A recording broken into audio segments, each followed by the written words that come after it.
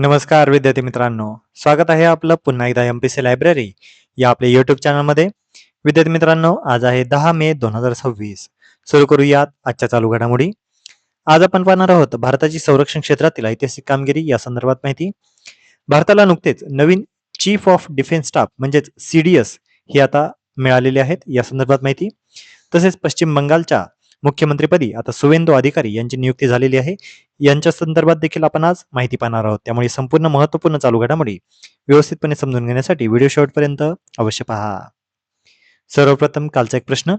काल व्हिडिओच्या शेवटी मी तुम्हाला एक प्रश्न विचारलेला होता. राज्यपाल हे कोणाचे घटनात्मक प्रतिनिधी हे मानले जातात? तर याचे योग्य उत्तर आहे पर्याय क्रमांक 4, राष्ट्रपती. आता आपण आजच्या दिनविशेषकडे वळूया. आज आहे जलसंधारण दिन. 10 मे 2001 महाराष्ट्राचे 13वे मुख्यमंत्री आणि हिमाचल प्रदेशचे राज्यपाल सुधाकरराव नाईक यांचा आज स्मृतिदिन. यांच्या स्मृतिदिनानिमित्त संपूर्ण महाराष्ट्रामध्ये हा दिवस जलसंधारण दिन म्हणून साजरा केला जातो. 10 मे 1907 स्वातंत्र्यवीर सावरकर यांनी 1857 च्या स्वातंत्र्य संग्रामाचा सुवर्ण महोत्सव लंडनमध्ये आजच्या दिवशी साजरा केलेला होता. 10 मे 1889 स्वातंत्र्यवीर सावरकरांचे बंधू कादंबरीकार नारायण दामोदर सावरकर यांचा आज जन्मदिवस. तसेच 10 मे 1899 रँड वादाच्या प्रकरणी द्रविड बंधूची हत्या केल्याबद्दल महादेव विनायक रानडे यांना आजच्या दिवशी फाशी देण्यात आलेली होती. तर विद्यार्थी मित्रांनो, हे होते दिनविशेष. आता आपण आजच्या चालू घडामोडींना प्रश्नोत्तराच्या स्वरूपामध्ये पाहण्यास सुरुवात करूया. प्रश्न क्रमांक 1. आर्थिक वर्ष 2025-26 मध्ये बिहार झारखंड विभागातील सर्वाधिक वैयक्तिक आयकर भरणारा व्यक्ती कोण ठरलेला आहे? तर याचे योग्य उत्तर आहे पर्याय क्रमांक 3, MS धोनी. झारखंड विभागातील सर्वाधिक वैयक्तिक आयकर भरणारा व्यक्ती म्हणून आता भारताचा माजी कर्णधार MS धोनी हा ठरलेला आहे. आर्थिक वर्ष 2025-26 मध्ये बिहार आणि झारखंड विभागातील सर्वाधिक वैयक्तिक आयकर हा MS धोनी यांनी भरलेला आहे. रांची येथे आयकर विभागाचे प्रधान मुख्य आयुक्त डॉक्टर D सुधाकर राव यांनी ही माहिती दिली. आंतरराष्ट्रीय क्रिकेटमधून निवृत्तीनंतरही धोनी यांचा ब्रँड व्हॅल्यू आणि व्यावसायिक प्रभाव कायम असून ते आजही झारखंडचे सर्वात लोकप्रिय क्रीडा आयकॉन मानले जातात. पुढचा प्रश्न. TARA म्हणजेच तारा ही कोणत्या प्रकारची प्रणाली आहे? तर याचे योग्य उत्तर आहे पर्याय क्रमांक 2, मॉड्युलर ग्लाइड वेपन सिस्टीम. तारा या अत्याधुनिक शस्त्र प्रणालीची पहिली चाचणी नुकतीच झालेली आहे. 7 मे 2026 या दिवशी ओडिशा किनाऱ्याजवळ टॅक्टिकल ॲडव्हान्स रेंज ऑगमेंटेशन म्हणजे TARA या अत्याधुनिक शस्त्र प्रणालीची पहिली यशस्वी उड्डाण चाचणी ही पार पडलेली आहे. तारा ही भारताची पहिली स्वदेशी मॉड्युलर ग्लाइड वेपन सिस्टीम असून ती सामान्य वॉरहेड्सना अत्यंत अचूक प्रिसिजन गाइडेड वेपन्समध्ये रूपांतरित करते. यामुळे लक्ष्य भेदनाची अचूकता मोठ्या प्रमाणात वाढणार आहे. तसेच हल्ल्याची मारक क्षमता आणि रेंज अधिक प्रभावी देखील होणार आहे. भारतीय सैन्याची आधुनिक युद्ध क्षमता अधिक मजबूत देखील यामुळे होणार आहे. त्यामुळे लक्षात घ्या, तारा याचं हे जे अत्याधुनिक शस्त्र प्रणाली आहे आणि त्याची यशस्वी चाचणी नुकतीच DRDOने कंडक्ट केलेली आहे. पुढचा प्रश्न. भारताचे पुढील चीफ ऑफ डिफेन्स स्टाफ म्हणजे CDS म्हणून कोणाची नियुक्ती झालेली आहे? तर याचे योग्य उत्तर आहे पर्याय क्रमांक 4, लेफ्टनंट जनरल NS राजा सुब्रमणी. भारताला नवीन चीफ ऑफ डिफेन्स स्टाफ म्हणजे CDS हे मिळालेले आहेत. केंद्र सरकारने लेफ्टनंट जनरल NS राजा सुब्रमणी यांची भारताचे पुढील चीफ ऑफ डिफेन्स स्टाफ म्हणजे CDS म्हणून नियुक्ती केलेली आहे. ते 30 मे 2026 रोजी जनरल अनिल चौहान यांचा कार्यकाळ पूर्ण झाल्यानंतर पदभार स्वीकारणार आहेत. CDS सोबतच ते संरक्षण मंत्रालयातील डिपार्टमेंट ऑफ मिलिटरी अफेअर्सचे सचिव म्हणूनही कार्यभार सांभाळणार आहेत.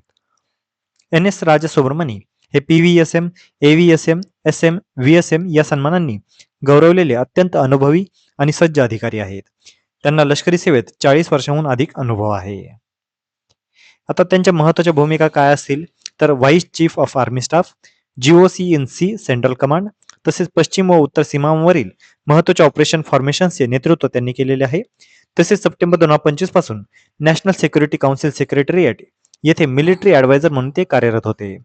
आता आतापर्यंतचे CDS कोणकोणते आहेत तर पहिले CDS होते जनरल बिपिन रावत, दुसरे CDS होते अनिल चौहान आणि आता तिसरे CDS असणार आहेत NS राजा सुब्रमणी. पुढचा प्रश्न. ॲडव्हान्स्ड अग्नि मिसाईल यामध्ये कोणत्या तंत्रज्ञानाचा वापर करण्यात आलेला आहे? तर याचे योग्य उत्तर आहे पर्याय क्रमांक 1, MIRV टेक्नॉलॉजी. ॲडव्हान्स्ड अग्नि मिसाईलची यशस्वी चाचणी नुकतीच करण्यात आलेली आहे. 8 मे 2026 रोजी भारताने ओडिशातील doctor APJ Abdul Kalam island येथून ॲडव्हान्स्ड अग्नी मिसाईलची यशस्वी चाचणी केलेली आहे. या क्षेपणास्त्रामध्ये MIRV म्हणजेच multiple independently targeted re entry vehicle या तंत्रज्ञानाचा वापर केलेला आहे. म्हणजेच एकाच क्षेपणास्त्रातून अनेक वेगवेगळ्या लक्ष्यांवर अचूक हल्ला करणे यामुळे आता शक्य झालेले आहे. हिंद महासागर क्षेत्रातील विविध लक्ष्यांवर यशस्वी प्रहार करून भारताने आपली सामरिक व तांत्रिक ताकद पुन्हा एकदा सिद्ध केलेली आहे.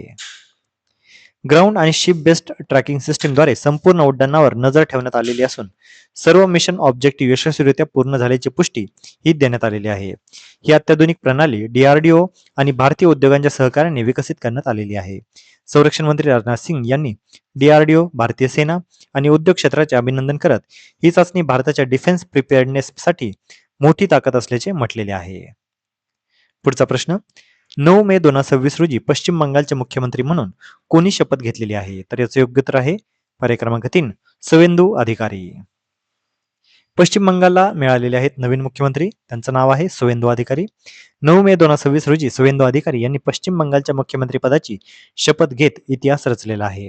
भाजपला एक हाती सत्ता मिळवून देत त्यांनी राज्यामध्ये मोठा सत्ताबदल घडवून आणलेला आहे. त्यांच्या राजकीय प्रवासात एकदा नजर फिरूया. 1970 मध्ये त्यांनी पूर्व मेदिनापूर जिल्ह्यामध्ये त्यांचा जन्म झाला. 1995 मध्ये काँग्रेसकडून त्यांनी पहिली निवडणूक लढवली. नगरसेवक म्हणून त्यांचा विजय झालेला होता. 1998 मध्ये ऑल इंडिया तृणमूल काँग्रेस स्थापनेनंतर त्यांनी पक्षप्रवेश केला. 2006 मध्ये कांथी दक्षिण मधून त्यांनी पहिल्यांदा आमदार झाले. 2007 मध्ये नंदीग्राम जमीन आंदोलनामुळे ते राष्ट्रीय चर्चेमध्ये होते. 2009 ते 2014 या कालावधीमध्ये तामलक मधून खासदार म्हणून त्यांचा लोकसभेमध्ये विजय झाला. 2011 मध्ये पश्चिम बंगाल सरकारमध्ये त्यांना मंत्रिपदही मिळाले. 2016 मध्ये खासदारकीचा राजीनामा देत विधानसभा निवडणूक त्यांनी जिंकली. 2018 मध्ये परिवहन सोबत पाटबंधारे व जलसंपदा खात्याची अतिरिक्त जबाबदारी त्यांना मिळाली होती. 2020 मध्ये तृणमूल काँग्रेसचा राजीनामा देत त्यांनी भाजपमध्ये प्रवेश केला. 2021 मध्ये ममता बॅनर्जी यांचा नंदीग्राममध्ये त्यांनी पराभव केला आणि विरोधी पक्षनेतेपदी त्यांची निवड झाली. 2026 मध्ये भवानीपूर मधून पुन्हा एकदा ममता बॅनर्जीचा त्यांनी पराभव केलेला आहे आणि आता त्यांचे मुख्यमंत्री पदावर विराजमान ते झालेले आहेत. तर विद्यार्थी मित्रांनो, या होत्या आजच्या चालू घडामोडी. आजच्या महत्त्वपूर्ण चालू घडामोडी आधारित मी आता एक प्रश्न विचारणार आहे, ज्याचं उत्तर तुम्ही सर्वांनी आता कमेंटमध्ये द्यायचं आहे. प्रश्न आहे, भारताचे पहिले CDS म्हणजे चीफ ऑफ डिफेन्स स्टाफ हे कोण होते? तर यासाठीचे पर्याय आहेत पर्याय क्रमांक 1 अनिल चौहान, पर्याय क्रमांक 2 बिपिन रावत, पर्याय क्रमांक 3 NS राजा सुब्रमणी आणि पर्याय क्रमांक 4 मनोज मुकुंद नरवणे. तर विद्यार्थी मित्रांनो, तुम्ही सर्वांनी आता या प्रश्नाचे योग्य उत्तर कमेंटमध्ये द्यायचं आहे. जे कोणीही विद्यार्थी या प्रश्नाचे योग्य उत्तर कमेंटमध्ये देतील त्याच्या कमेंटला नक्कीच लाईक देखील देण्यात येईल. तर विद्यार्थी मित्रांनो, या होत्या आजच्या चालू घडामोडी. तर अशाच अधिकाधिक इन्फॉर्मेटिव्ह कंटेंटसाठी आपल्या MPC लायब्ररी या YouTube चॅनलला सबस्क्राईब आणि शेअर करायला अजिबात विसरू नका. धन्यवाद.